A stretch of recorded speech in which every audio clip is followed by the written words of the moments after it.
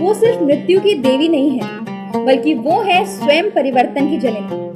जब किसी के भी जीवन में सबसे गहरा अंधकार छाता है, तब उसमें प्रकाश बनकर आती है हमारी पहली 10 महाविद्या, जो कि है स्वयं माँ काली। जब रक्त बीज नामक दैत्य का प्रकोप तीनों लोकों पर छा रहा था और सारे देवता भी मिलकर उसे हराने में असमर्थ थे, तब इन सारे देवताओं ने मिलकर देवी की स्तुति करी और क्रोध में भरी हुई दुर्गा देवी के अंदर से प्रकट हुई माँ काली।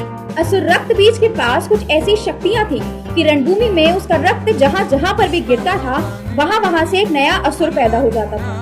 और इसी कारण उसको हराने के लिए और उसका डटकर सामना करने के लिए माँ काली ने उसके रक्त की हर एक बूंद अपने जिह्वा पे रोक ली, जिस कारण उसका रक्त ना जमीन पर गिरे और ना नए असुर पैदा हो।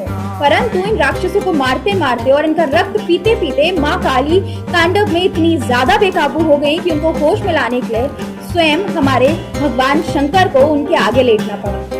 और जैसे ही क्रोध में भरी हुई माँ काली ने अपना पैर स्वयं शंकर जी के ऊपर रखा, उन्हें तुरंत ही अपने असली व्यक्तित्व का बोध हो गया।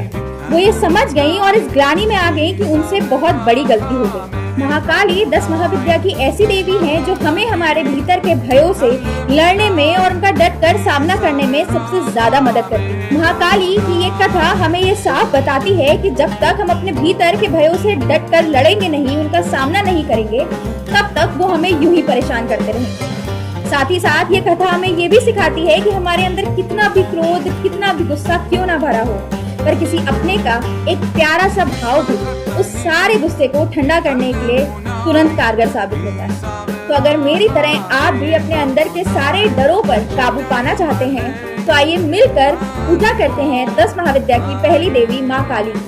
और साथ ही साथ अगर आप 10 महाविद्या की बाकी और देवियों के बारे में भी जानना चाहते हैं, तो फॉलो करिए हमारी सीरीज।